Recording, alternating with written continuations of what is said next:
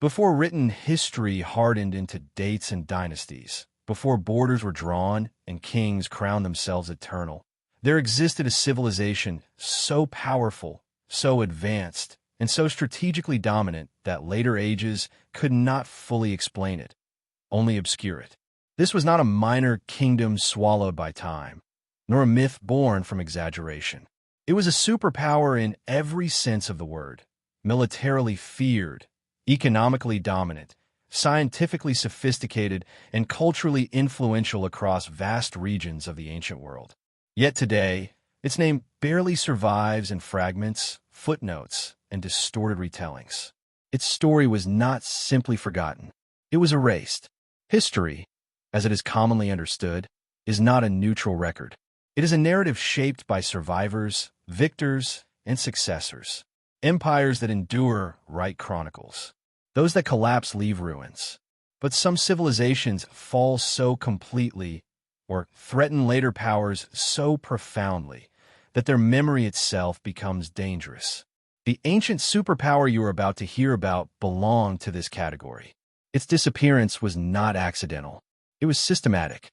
Archaeological traces of this civilization appear suddenly in the historical record, already mature, already organized, already displaying technologies and administrative systems that should have taken centuries to develop. There is no clear primitive phase, no gradual ascent. Instead, it emerges like a fully formed giant, influencing trade routes, military doctrines, religious concepts, and architectural principles across multiple continents. Then, just as abruptly, it vanishes.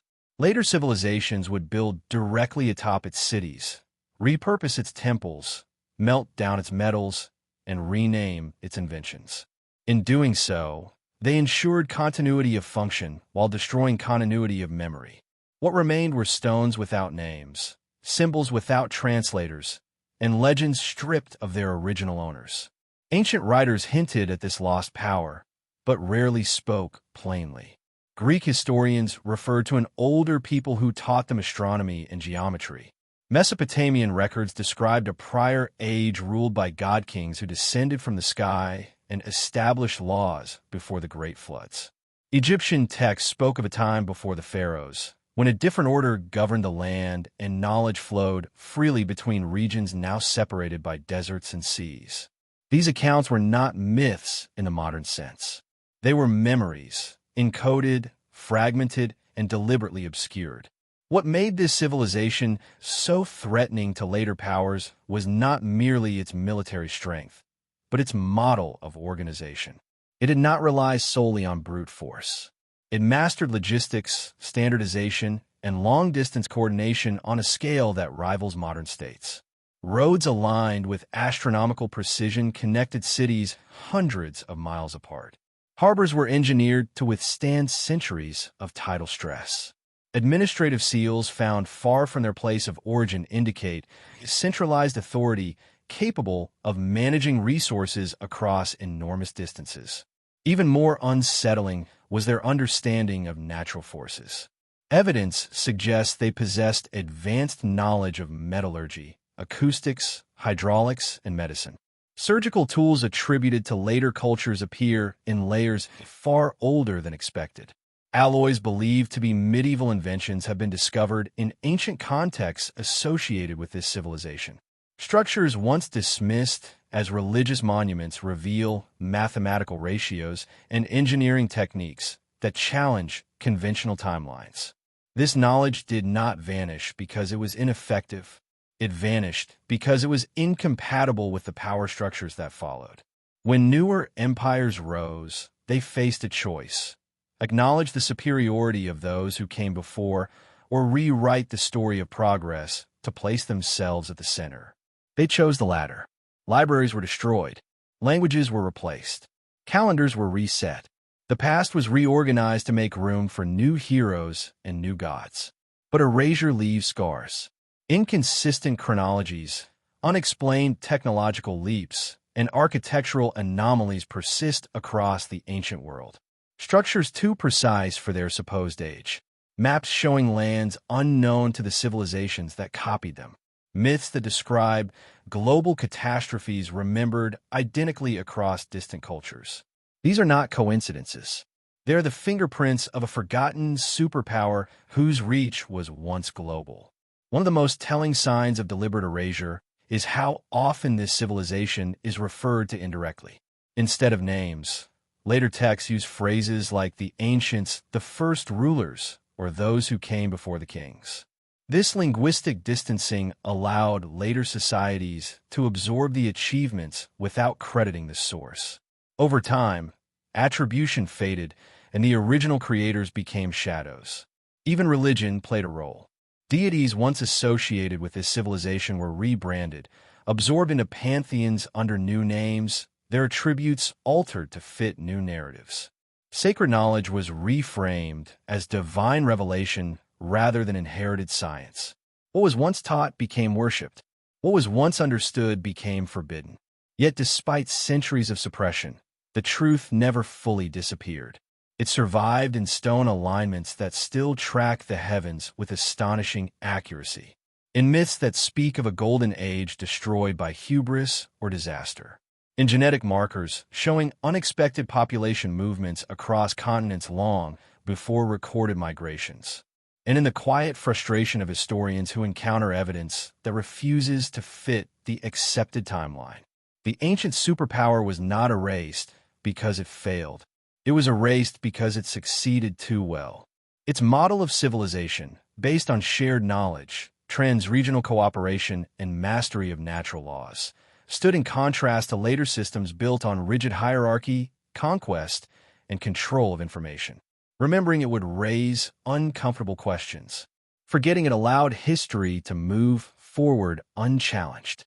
But history has a way of resurfacing. Every excavation that uncovers an out-of-place artifact, every text retranslated with fresh eyes, every satellite scan revealing buried cities beneath jungles and deserts brings us closer to a reckoning. The story you are hearing is not speculation.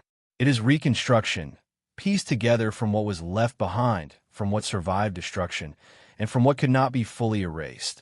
This is the story of the ancient superpower history tried to forget.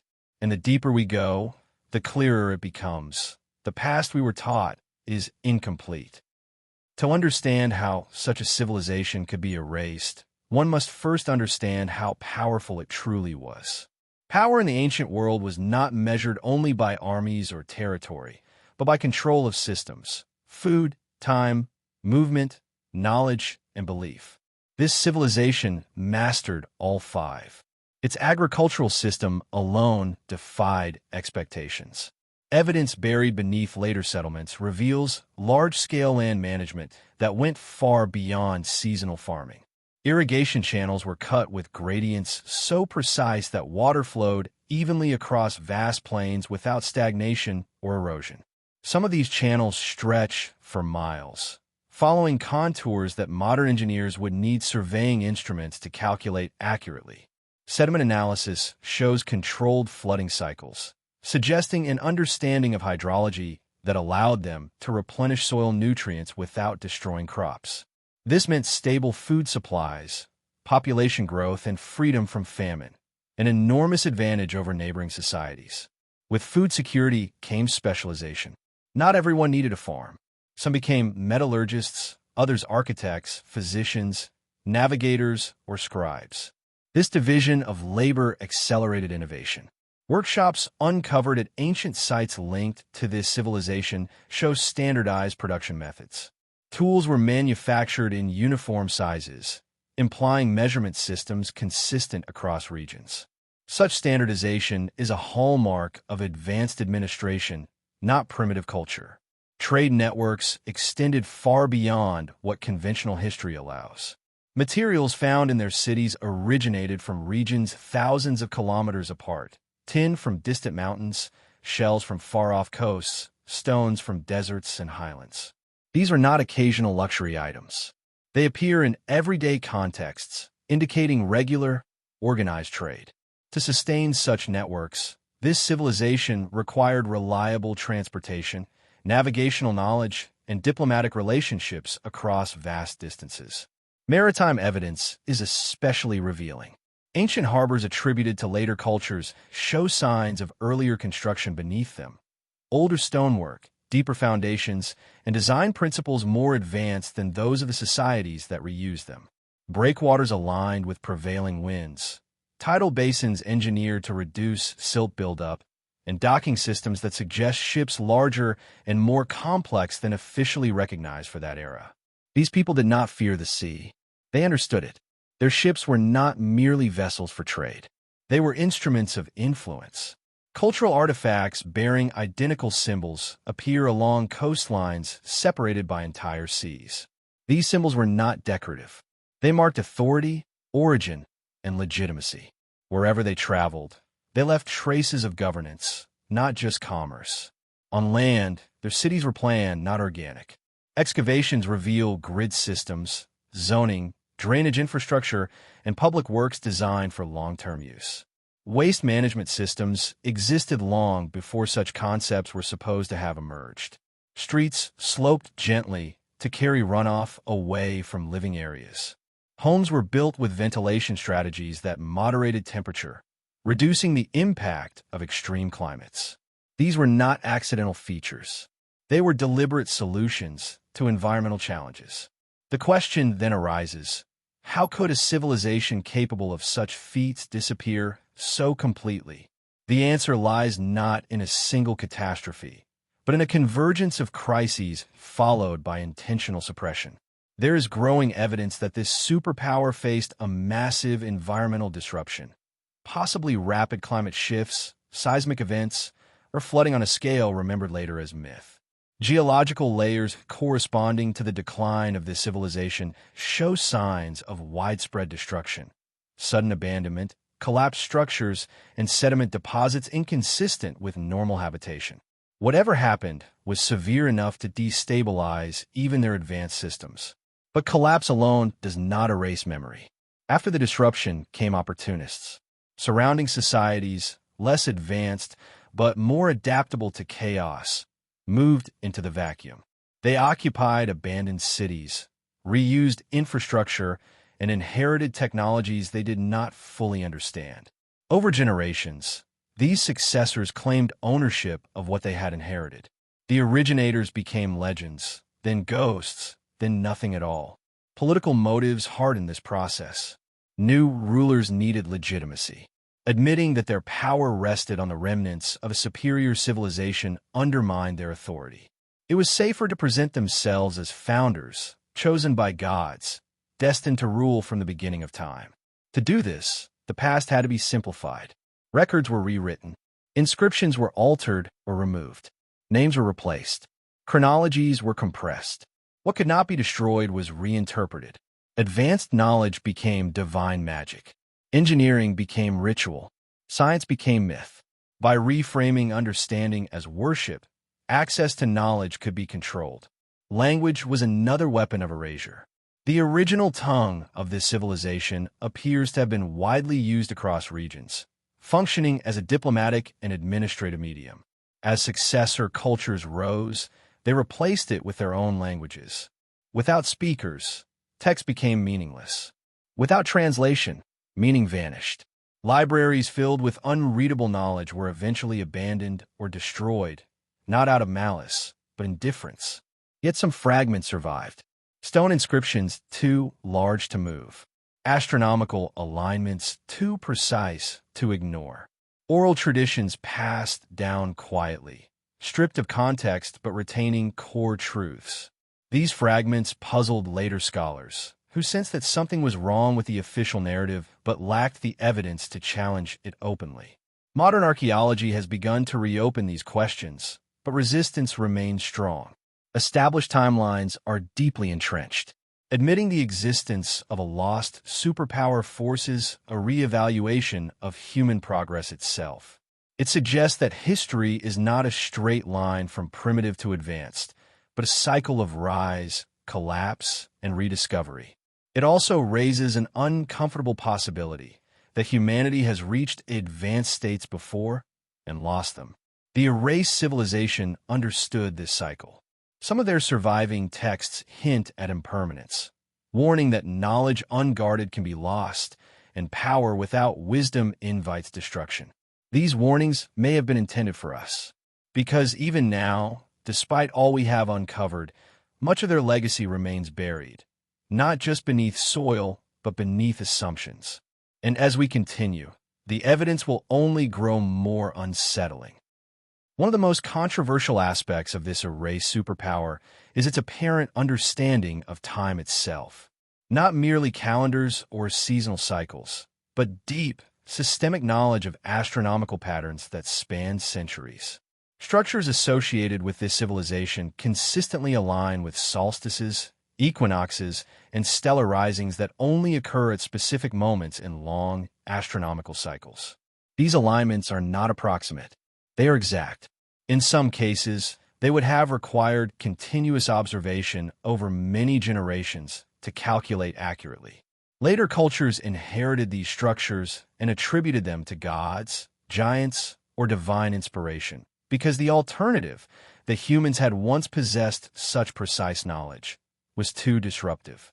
To acknowledge it would mean admitting that ancient people were not ignorant precursors, but capable observers of the cosmos with patience, discipline, and mathematical sophistication rivaling modern science.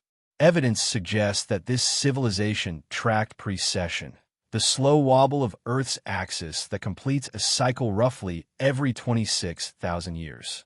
This phenomenon is subtle and difficult to detect without long-term records.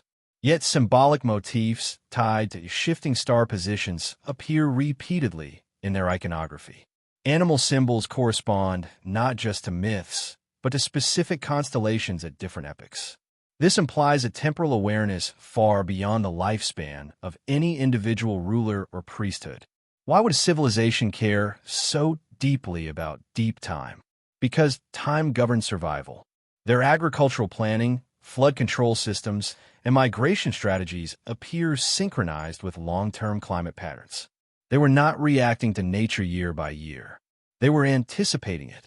This long-view thinking suggests centralized knowledge preservation and transmission, records maintained, taught, and updated across centuries. Such continuity is rare even today. This temporal mastery extended into their philosophy of governance.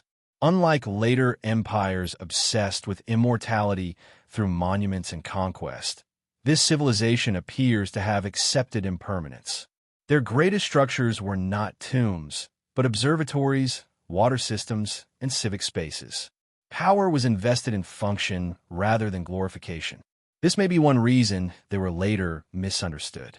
Civilizations that glorify rulers leave clear names and faces. Those that glorify systems leave fewer personal signatures. Their rulers, if that term even applies, are difficult to identify. There are no grand statues proclaiming eternal dominance, no long lists of kings boasting of conquest. Instead, authority seems distributed through institutions rather than individuals. Seals and symbols represent offices, not people. This suggests a bureaucratic state with rules and continuity beyond any single leader. Such a system is dangerous to later autocracies. It demonstrates that stability and advancement do not require divine kingship or endless warfare. It undermines the myth that civilization progresses only through domination. For successor states built on hierarchical power, this example had to be buried. Religious transformation played a central role in this burial. Sacred spaces originally designed for observation and education were repurposed into temples. Knowledge once accessible to trained specialists became restricted to priestly elites. Over time, explanations were replaced by rituals, and understanding gave way to obedience. What had once been a culture of learning became a culture of belief. This transformation was not immediate. It unfolded over centuries, slowly distorting memory. Each generation inherited less context than the one before. By the time classical historians encountered these remnants, they were already ancient, already mythologized. Some writers, however, sensed the truth. They spoke cautiously of an earlier age when humans lived in harmony with natural laws, when knowledge flowed freely, and when catastrophes reshaped the world. They recorded lists of teachers, sages, or first lawgivers who appeared suddenly, fully formed, bringing writing, agriculture, and science to societies previously described as scattered or barbaric. These figures were not gods. They were survivors. Survivors of the collapse. As the superpower fractured, groups fled in different directions, carrying fragments of their knowledge. These refugees seeded new civilizations. This explains why similar myths, symbols, and technologies appear independently across distant regions. It was not coincidence or parallel invention. It was diffusion from a common source. But diffusion also dilutes. Stripped of institutional support, complex knowledge became simplified. Techniques were preserved, but the theory behind them faded. Over generations, practical skills survived as traditions, while deeper understanding was lost. Eventually, even the traditions were reinterpreted as sacred customs rather than engineered solutions. Modern scholars often dismiss these connections because they challenge national narratives. Admitting a shared ancient origin undermines claims of uniqueness and exceptionalism. It suggests that civilization is a collective inheritance, not a series of isolated miracles. The erased superpower represents that inheritance. Its story forces us to reconsider what it means to be advanced. It shows that technological progress does not guarantee continuity, and that knowledge without protection can vanish faster than stone decays. The deeper we examine the remnants, the clearer the pattern becomes. This civilization did not fail due to ignorance or weakness. It failed because it existed in a world that could not yet sustain its level of coordination and foresight indefinitely. And because when it fell, those who followed found it easier to forget than to remember. The military power of this erased civilization is often underestimated precisely because it does not conform to later models of warfare. There are no grand reliefs glorifying massacres, no endless records of conquered peoples, no monuments boasting of annihilation. This absence has led many to assume weakness. In reality, it suggests something far more sophisticated: deterrence. Archaeological evidence points to a society that prioritized control of strategic points rather than territorial sprawl. Fortifications are found at choke points, mountain passes, river crossings, coastal inlets, not deep within enemy lands. These were not walls of desperation, but nodes of influence.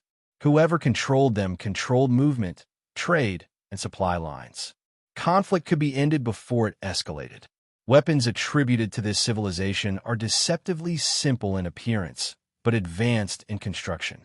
Metallurgical analysis reveals heat treatment techniques that produced blades and tools with exceptional durability and flexibility. Some alloys resist corrosion in ways not replicated again until much later periods. Projectile points show aerodynamic understanding that maximize penetration while minimizing material use. This was efficiency, not excess. But their greatest military advantage lay in intelligence and logistics. Standardized weights, measures, and symbols allowed coordination across regions without confusion. Messages could be relayed, supplies allocated, and responses mobilized rapidly. Roads built for trade doubled as military infrastructure. Harbors designed for commerce could host fleets when necessary. This dual-use design reduced the need for permanent standing armies, lowering internal strain while maintaining readiness. Rather than conquer neighbors outright, this civilization integrated them economically. Dependency replaced domination. Communities that relied on shared water systems, trade networks, and seasonal exchanges were less likely to rebel. War became a last resort, not a defining feature. This strategy made them powerful but vulnerable in a different way. When environmental and systemic shocks disrupted their networks, the entire structure suffered simultaneously. Unlike empires built on brute force, which can fragment and persist locally, a highly integrated system collapses broadly when its connections fail. This collapse created the illusion of sudden disappearance. In reality, fragments persisted, isolated regions maintaining partial systems without the central coordination that made them extraordinary. Over time, these fragments were absorbed by emerging powers who lacked the ability or desire to restore the original model. One of the clearest signs of intentional historical suppression is how later civilizations portrayed the ruins they inherited. Instead of acknowledging their true age and purpose, they claimed them as recent creations or divine gifts. When this was impossible, they attributed them to mythical beings, giants, gods, demons, anyone but humans. This dehumanization served a purpose. If ordinary humans had once built such things, then current societies could aspire to the same. But if only gods or monsters were capable, then the past remained unreachable and the present order unquestionable. Education systems reinforced this narrative. Training focused on memorization of rituals and texts rather than inquiry. Curiosity about origins was discouraged. Questions that challenged accepted chronology were labeled heretical or dangerous. Over generations, skepticism became rare. Still, anomalies persisted. Maps that showed accurate coastlines long before exploration. Mathematical constants embedded in architecture where no one remembered their meaning. Medical practices that worked reliably but lacked theoretical explanation. These were the leftovers of a higher baseline of knowledge. The erased superpower's understanding of a human body was particularly advanced. Skeletal remains indicate successful surgical interventions, healed fractures aligned with precision, and dental work that reduced infection. Herbal residues suggest pharmacological knowledge refined through experimentation, not superstition. This was medicine as applied science. Later cultures inherited remedies without understanding dosages or mechanisms. Over time, effectiveness declined, and medicine drifted back toward ritual and prayer. What had once been evidence-based became symbolic. The same pattern appears in metallurgy, construction, navigation, and mathematics. Each field shows an early peak, followed by simplification, then gradual rediscovery centuries later. This is not the pattern of linear progress. It is the pattern of loss. The existence of such a civilization poses a threat not just to ancient history, but to modern assumptions. It suggests that technological superiority does not guarantee permanence, that centralized knowledge can vanish if not safeguarded, and that societies may choose comfort in simplified stories over the discomfort of complex truth. Even today, resistance remains. Discoveries that imply advanced ancient capabilities are often dismissed, redated, or marginalized. Funding favors safe interpretations. Careers depend on consensus. The cost of being wrong is lower than the cost of challenging the foundation. But the foundation is cracking. New technologies, ground-penetrating radar, satellite imaging, material analysis, are revealing structures and artifacts that cannot be easily explained away. Entire cities buried beneath deserts and jungles are coming into view. Infrastructure on scales previously unimaginable for their supposed age is being documented. Each discovery adds pressure, because if this erased superpower truly existed, and the evidence increasingly suggests it did, then humanity's story is far older, more complex, and more fragile than we have been taught. And the final question becomes unavoidable. If such a civilization rose once, could it rise again? The possibility that such a civilization could rise again is both inspiring and unsettling, because it forces a confrontation with the true cause of its disappearance. Not every collapse is the result of external enemies or natural disasters. Some are the consequence of internal choices, choices that prioritize stability over adaptability, efficiency over resilience, and knowledge over wisdom. The erased superpower appears to have reached a level of complexity that required constant maintenance. Its systems were interdependent. Water management relied on climate prediction. Trade relied on stable routes. Knowledge relied on uninterrupted transmission. When stressors multiplied, environmental shifts, seismic events, regional failures, the margin for error narrowed. A society optimized for precision becomes vulnerable to chaos. Evidence suggests that warning signs were recognized. Certain cities were gradually abandoned before catastrophic layers appear in the archaeological record. Infrastructure was reinforced in some regions while neglected in others. This implies triage, an attempt to preserve core systems while sacrificing peripheries. Such decisions are hallmarks of advanced planning under pressure. But planning has limits. When disruptions outpace adaptation, even the most sophisticated civilizations fracture. Communication breaks down. Local authorities act independently. Standardization erodes. What was once a unified system becomes a patchwork of survival strategies. At this stage, the role of human psychology becomes critical. Faced with uncertainty, populations gravitate toward simplified explanations and strong figures. This is where successor cultures gain momentum.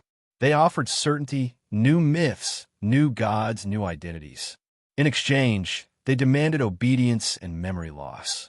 The remnants of the superpower were not violently destroyed everywhere. In many places, they were gently overwritten, temples repurposed, symbols reinterpreted, calendars reset. This made the erasure more effective. People forgot not because they were forced to, but because remembering no longer served their immediate needs. Over centuries, the original narrative became inaccessible, yet the knowledge embedded in infrastructure continued to function. Water still flowed. Fields still yielded crops. Roads still guided movement. People benefited daily from systems they did not understand. This created the illusion that the new order was responsible for the prosperity, reinforcing its legitimacy. Eventually, even the systems degraded. Without full understanding, maintenance became guesswork. Repairs were symbolic rather than functional. Decline accelerated. What remained were ruins, impressive, mysterious, and disconnected from their creators. Later historians, encountering these ruins, try to make sense of them within the frameworks they knew. Lacking evidence of gradual development, they assumed external influence or divine intervention. Human capability was underestimated. The idea that ancient societies could achieve such coordination seemed implausible only because it contradicted the simplified narratives that had already taken root. Modern parallels are difficult to ignore. We, too, live within systems so complex that few fully understand them. We rely on infrastructures, technologies, and knowledge chains that span continents. We assume continuity. We assume resilience. The erased superpower likely believed the same. This is why its story matters. Not as a warning carved in a stone, but as a lesson written between the lines of history. It reminds us that progress is reversible, that knowledge must be actively preserved, and that power without memory is fragile. Some researchers believe that remnants of this civilization deliberately encoded information into myths, symbols, and monumental alignments to survive collapse. Not as instruction manuals, but as markers, signals to future generations that something once existed worth rediscovering. These signals were not meant for immediate understanding.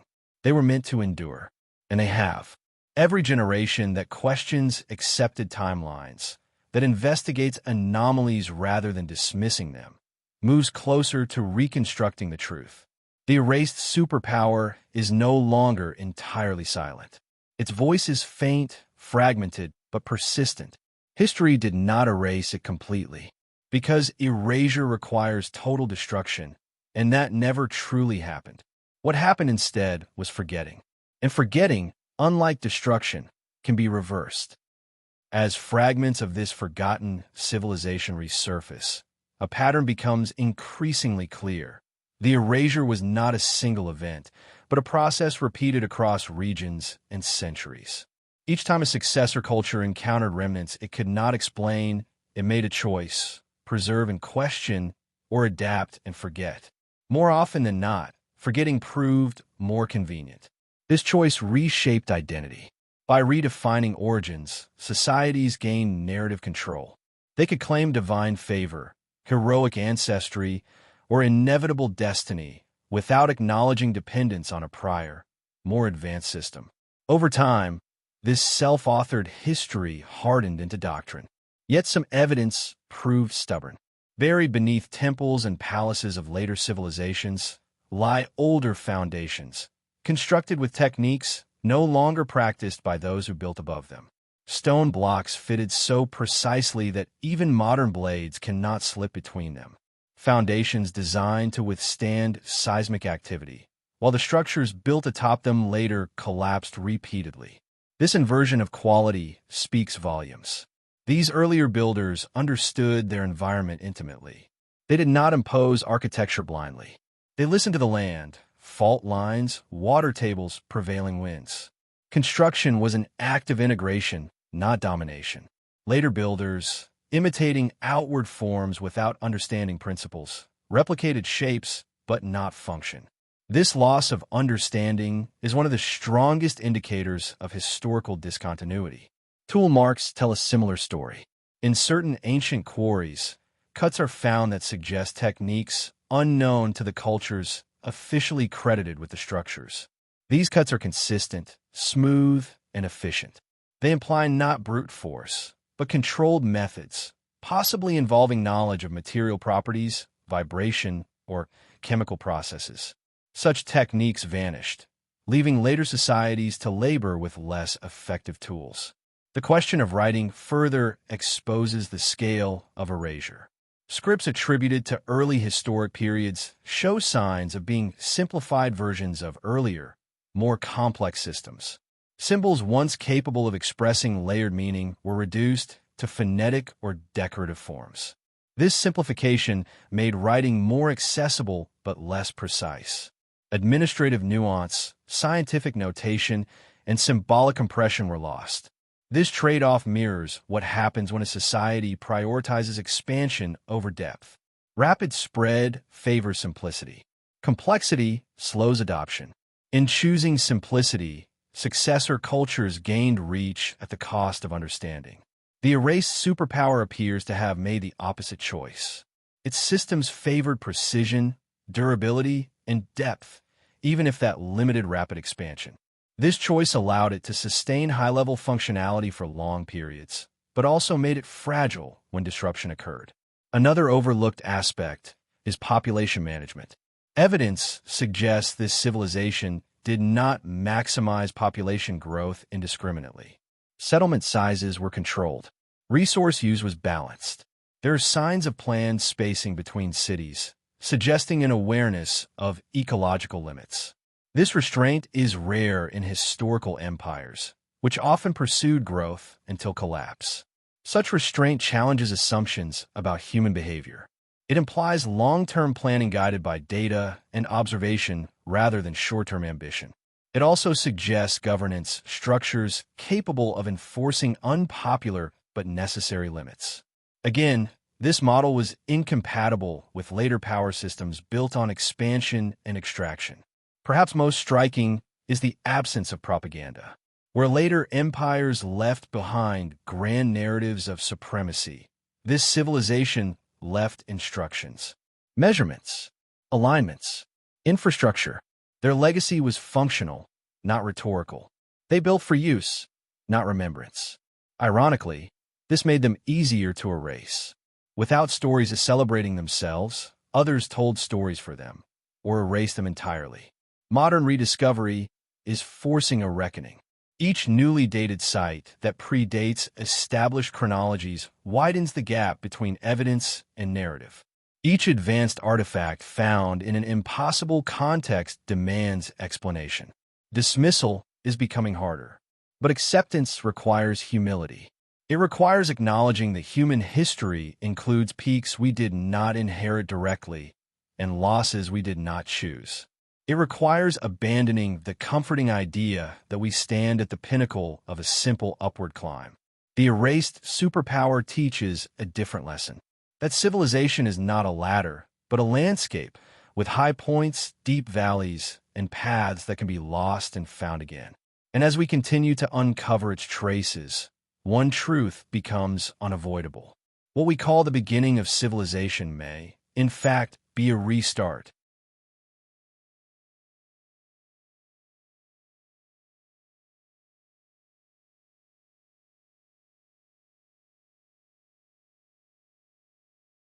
The idea that civilization has restarted more than once is deeply unsettling, because it reframes humanity not as a species steadily climbing toward progress, but as one capable of forgetting its greatest achievements. The erased superpower stands as the clearest example of this collective amnesia. One of the strongest indicators of a previous restart lies in unexplained knowledge appearing suddenly in later cultures. Mathematics, astronomy, metallurgy, and architecture emerge fully formed, without the slow trial-and-error phase expected in early development. This has long puzzled historians, who often attribute it to genius individuals or external influence. But genius alone cannot explain standardized systems across entire regions. Standardization requires institutions. It requires education, verification, correction, and continuity. It requires a civilization already operating at scale. The sudden appearance of such systems suggests inheritance, not invention. Take geometry. Ratios and principles that later cultures struggled to rediscover appear embedded in structures far older than their supposed origin. These principles were not decorative. They ensured stability, alignment, and durability. They reveal a practical mathematics grounded in observation and testing. Astronomy follows the same pattern. Star catalogs, planetary cycles, and eclipse predictions appear in texts that claim divine origin, yet their accuracy betrays careful measurement. These were not revelations. They were records. Even law shows signs of inheritance. Legal codes attributed to early historic rulers share striking similarities across distant regions, suggesting a shared ancestral framework. Concepts like proportional punishment, property rights, and contractual obligation appear simultaneously in cultures that had little contact, unless contact occurred earlier, during the era of the erased superpower. This inherited order was gradually adapted to local contexts, but the underlying logic remained. Over time, attribution shifted. What was once collective knowledge became the legacy of named lawgivers, prophets, or kings. This personalization of knowledge aided erasure. By tying systems to individuals rather than institutions, memory became vulnerable. When the individual was mythologized, the system faded. The collapse of the superpower also disrupted education. Without centralized training, knowledge transmission became informal and uneven. Skills passed from master to apprentice, often without written records. Errors accumulated. Simplifications crept in. Over generations, effectiveness declined. Eventually, only fragments remained. The irony is that later societies often believed themselves superior to what came before, even as they relied on its remnants. This confidence delayed rediscovery. Why search for lost knowledge if one assumes none existed? Modern archaeology is correcting this assumption, but unevenly. Discoveries that fit existing narratives are celebrated. Those that challenge them face skepticism. This is not conspiracy, it is inertia. Paradigms change slowly, especially when careers, funding, and national identities are involved. Still, the weight of evidence grows. Remote sensing has revealed massive earthworks beneath forests, aligned with astronomical markers. Submerged structures along coastlines suggest advanced construction before sea level stabilized. Genetic studies indicate population mixing far earlier and more extensively than expected. These lines of evidence converge toward the same conclusion. A highly organized, technologically capable civilization existed before the commonly accepted dawn of history. Its erasure was not total, but effective enough to delay recognition for millennia. Why then does this matter now? Because we are approaching similar thresholds. We too depend on complex systems vulnerable to disruption. We too assume continuity. We too risk confusing technological sophistication with wisdom. The erased superpower did not disappear because it lacked knowledge, but because it failed to preserve it against chaos. Its story is not a warning carved in stone, but a mirror. And as we look into it, we must ask whether we are preserving knowledge or merely accumulating it. Because accumulation is not the same as understanding. An understanding, once lost, is far harder to recover than we imagine. The final stage of erasure is always internal. Once external destruction has passed and physical remnants have been absorbed, what remains is a choice made by each generation, whether to question inherited stories or accept them as complete. For the erased superpower, this internal erasure lasted the longest and was the most effective. Generations grew up surrounded by structures whose origins were unknown, using tools refined by people they never named, following calendars whose logic they no longer understood. Over time, mystery became normal. The unknown stopped being questioned. Curiosity dulled. This psychological shift is visible in the historical record. Early texts express awe and confusion about ancient ruins. Later texts barely mention them. Eventually, they disappear from discussion entirely, treated as background scenery rather than puzzles. This is how civilizations forget, not through a single act of destruction, but through normalization of ignorance. The erased superpower's greatest vulnerability may have been its faith in continuity.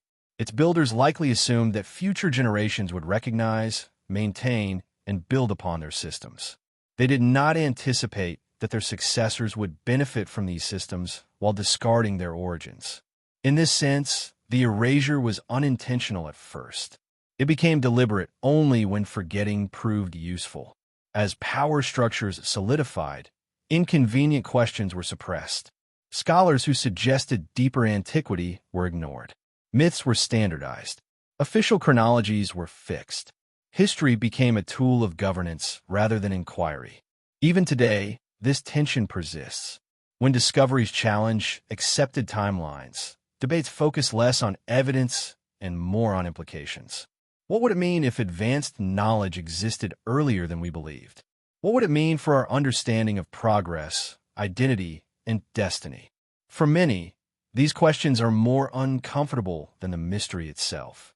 Yet the erased superpower continues to assert its presence indirectly, through alignments that still mark the solstices, through infrastructure that outlasted empires, through anomalies that refuse to disappear. Its legacy is not a list of names or dates. It is a pattern, a way of organizing society around understanding rather than domination, a way of embedding knowledge into function rather than narrative, a way of thinking in centuries rather than lifetimes. This pattern is difficult to recognize because it does not resemble the empires we know. It does not glorify conquest. It does not elevate rulers to gods. It does not leave behind propaganda. Instead, it leaves behind systems that work. And systems that work can be used without being understood. This is why the erased superpower is only now coming back into focus. We have reached a point where our own systems demand understanding, where blind use is no longer sufficient, where complexity forces reflection. In rediscovering this lost civilization, we are not just uncovering the past. We are rediscovering a way of thinking that prioritizes resilience, integration, and humility before natural forces. Whether we choose to learn from it is another matter. History did not erase this superpower completely. It only buried it beneath layers of assumption. And assumptions, once questioned, lose their power. As the picture of this ancient superpower becomes clearer, a final realization emerges. Its greatest achievement was not any single technology, city, or discovery, but the civilization-wide commitment to coherence. Everything connected. Knowledge flowed between disciplines. Governance reflected environmental realities. Culture reinforced survival rather than spectacle. This coherence is what allowed the civilization to reach heights later societies struggled to imagine. It is also what made its loss so profound. When coherence breaks, fragments remain, but meaning dissolves. Successor cultures inherited isolated achievements without the framework that made them powerful. They copied forms without principles, rituals without reasons, calendars without context. Over time, these fragments hardened into tradition, and tradition replaced understanding. This process explains why the ancient world often appears simultaneously brilliant and confused. It was living among the ruins of a greater system, surrounded by tools whose purpose was only partially remembered.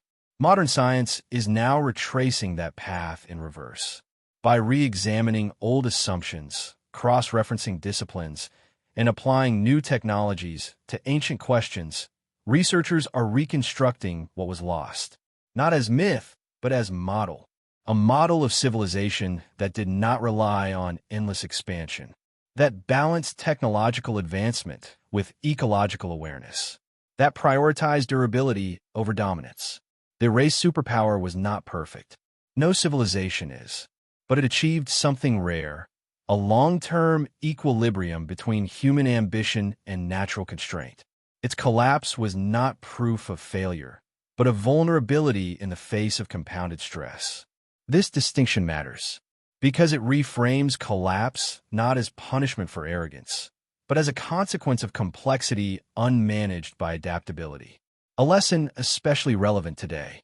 The civilization's erasure distorted humanity's self-image.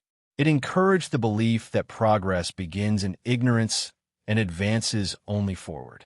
In reality, progress can peak, fragment, and be rebuilt, sometimes more than once. Recognizing this does not diminish modern achievement. It contextualizes it.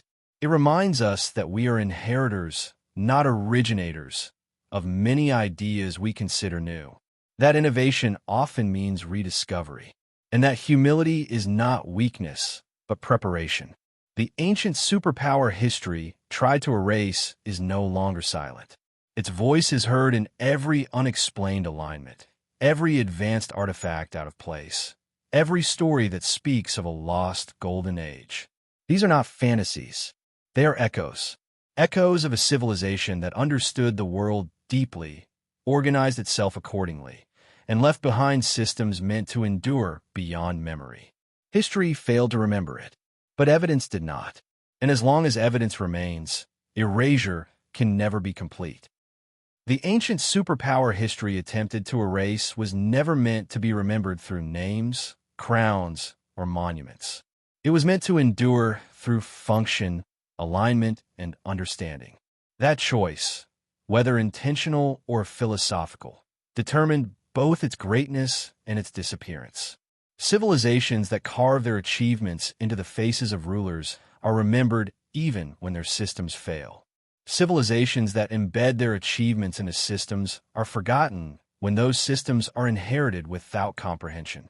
The erased superpower chose the latter path. In doing so, it trusted the future. It trusted that those who came after would recognize the intelligence behind the infrastructure, the intention behind the design, the knowledge behind the myths. It trusted continuity. History betrayed that trust. Yet even betrayal could not fully silence what was built with such care. Stone endured. Alignments endured. Patterns endured. And now, after millennia of silence, interpretation has begun to catch up. This story is not about romanticizing the past or diminishing the present. It is about restoring continuity, reconnecting broken threads in humanity's long narrative. It is about acknowledging that progress is fragile, knowledge is perishable, and memory is a responsibility. The erased superpower reminds us that civilization is not defined by how high it rises, but by how well it preserves what it learns.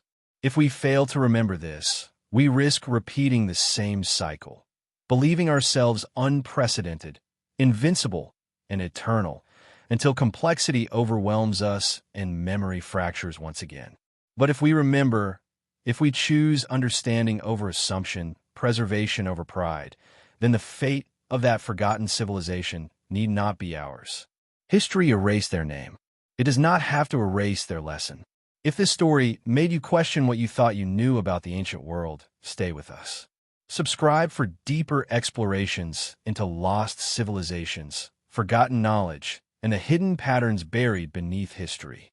New long-form documentaries are coming, each one uncovering what time, power, and silence tried to erase.